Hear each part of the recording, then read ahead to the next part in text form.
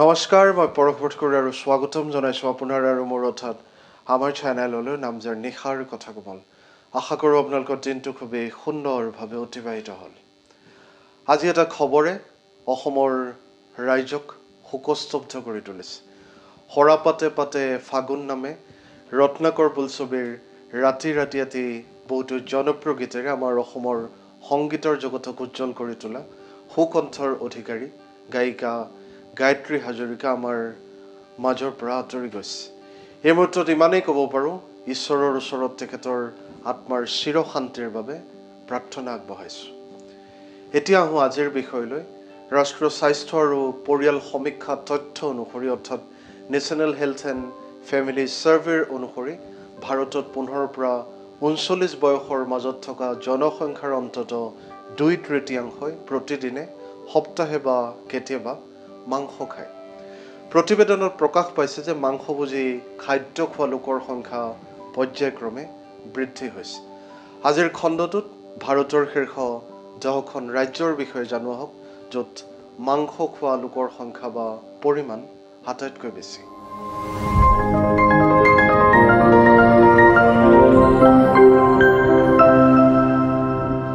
তলৰ পৰা যদি আৰম্ভ কৰোঁ, 10 নম্বৰত আহে তেলেংগানা। NFHSৰ তথ্য অনুযায়ী তেলেংগানাৰ জনসংখ্যাৰ কেৱল 2.7% লোকে নিৰামিষ আহাৰ খায়। বাকীসকল হৈছে মাংসভোজী, যিয়ে মুৰ্গী, ম'হৰ মাংস, ছাগলী মাংস, মাছ, ডিম আৰু সামুদ্ৰিক খাদ্য খায়। 9 নম্বৰত আহে ঝাৰখণ্ড। জনজাতীয় প্ৰধান ৰাজ্যখনৰ মুৰ্গী, মাটন আৰু মাছৰ সৈতে আমিষ খাদ্যৰ এক চহকী পৰম্পৰা আছে, য'ত প্ৰায় 97% লোকে মাংস খায়। 8 নম্বৰত আহে গোৱা। সমুদ্ৰ তীৰৰ বাবে বিখ্যাত গোৱাৰ 93.8% লোক মাংসভোজী হয়।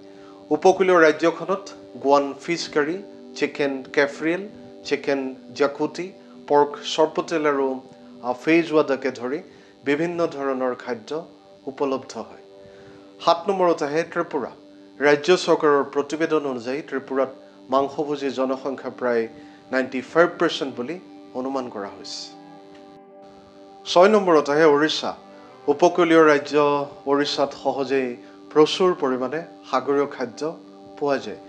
মাটন আৰু মাছেৰে তৈয়াৰী কেইবাটাও আমিষ খাদ্য উৰিষ্যাৰ অবিচ্ছেদ্য অংগ বুলি গণ্য কৰা হয়। 5 নম্বৰত আহে তামিলনাডু। তামিলনাডুৰ 97.65% বাসিন্দাই আমিষ খাদ্য, বিশেষকৈ চিকেন বিৰিয়ানীৰ সোৱাদ লয়, যিটো ৰাজ্যখনৰ বহুতৰে প্ৰিয় হয়। 4 নম্বৰত আহে অন্ধ্ৰপ্ৰদেশ। মছলা আৰু সোৱাদযুক্ত খাদ্য যেনে চিকেন কাৰী, মাটন ফ্ৰাই আৰু বিভিন্ন ধৰণৰ সাগৰীয় খাদ্যৰ বাবে জনপ্ৰিয় অন্ধ্ৰপ্ৰদেশত 98.25% লোক আছে, যিয়ে নিজকে মাংসভোজী বুলি পৰিচয় দিয়ে।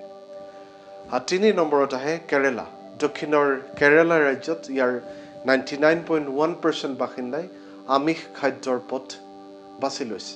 ৰাজ্যখনে বহুতো খাদ্যপ্ৰেমীৰ হৃদয়ত বিশেষ স্থান দখল কৰিছে, যেনে মীন কাৰী, কাৰীমীন পলিচাটো, মালাবাৰ চিকেন বিৰিয়ানী আৰু লগতে আপম উইথ চিকেন ষ্টিউ। 2 নম্বৰত আহে ৱেষ্ট বেংগল বা পশ্চিমবংগ।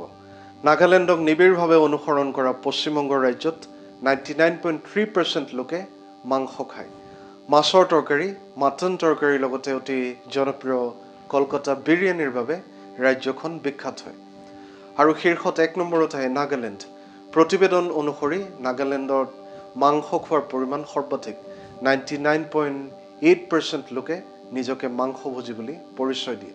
গতিকে উপকূলীয় সুস্বাদু খাদ্যৰ পৰা আৰম্ভ কৰি মাংসৰ তৰকাৰীলৈকে এই শীৰ্ষ 10খন ৰাজ্যই ভাৰতৰ আমিষ খাদ্যৰ প্ৰতি বৈচিত্ৰ্যময় আৰু গভীৰভাৱে শিপাই থকা প্ৰেম প্ৰদৰ্শন কৰে।